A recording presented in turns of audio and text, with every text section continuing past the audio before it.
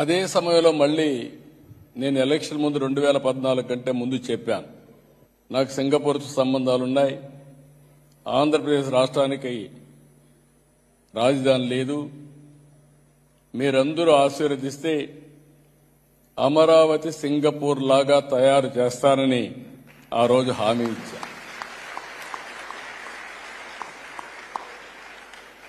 ఆ తర్వాత మీరు చూస్తే నేను నేరుగా సింగపూర్కు వచ్చాను. ఫస్ట్ టైం నేను ముఖ్యమంత్రి 95 అయితే సింగపూర్కి రాలా, అమెరికాకి వెళ్ళా. 15 రోజులు తిరిగా, అన్ని కంపెనీలు కలిసా. కడాన మైక్రోసాఫ్ట్ అధినేత బిల్ గేట్స్ కూడా కలిసా. మొత్తం తిరిగి ఐటీ కంపెనీల్ని ఇండియాకి తేవడానికి, ఆంధ్రప్రదేశ్ తేవడానికి ఆ రోజు కృషి చేశా. రెండోసారి ముఖ్యమంత్రి అయిన తర్వాత నేరుగా సింగపూర్కు వచ్చి, నాకు రాజధాని లేదు, మీరేం చేస్తారో తెలియదు, టెండర్లు పిలవడానికి టైం అవుతుంది, నాకు ఫ్రీగా మాస్టర్ ప్లాన్ డీటెయిల్స్ తయారు చేయమని ఆ రోజు అడిగితే సెంట్రల్ కేబినెట్ తీసుకెళ్లి ఆ రోజున్న ప్రధానమంత్రి లీ గారైతే ఇమ్మీడియట్ గా ఆంధ్రప్రదేశ్ అమరావతికి మాస్టర్ ప్లాన్ తయారు చేస్తామని, ఫ్రీగా తయారు చేస్తామని చేసి పెట్టిన దేశం సింగపూర్ దేశం.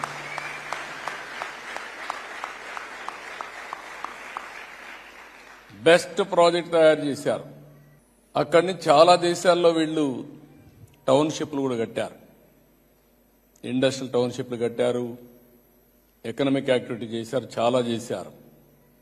దాంతో నేను వీళ్ళతో మాట్లాడి ఒక సీడ్ క్యాపిటల్ కూడా తయారు చేస్తే వీళ్ళు భాగస్వాములు అయితే ప్రపంచాన్ని మొత్తం తీసుకొచ్చి పెట్టాం. అది కూడా ఎప్పటికప్పుడు ల్యాండ్ ఇచ్చి ఆ రోజుండే మార్కెట్ రేట్ ప్రకారం తీసుకొని అభివృద్ధి చేసి ఆ డబ్బులు గవర్నమెంట్కి వచ్చేది. 19లో గవర్నమెంట్ మారింది. కడాన సింగపూర్ గవర్నమెంట్ కూడా తప్పుపట్టే పరిస్థితికి వచ్చారు.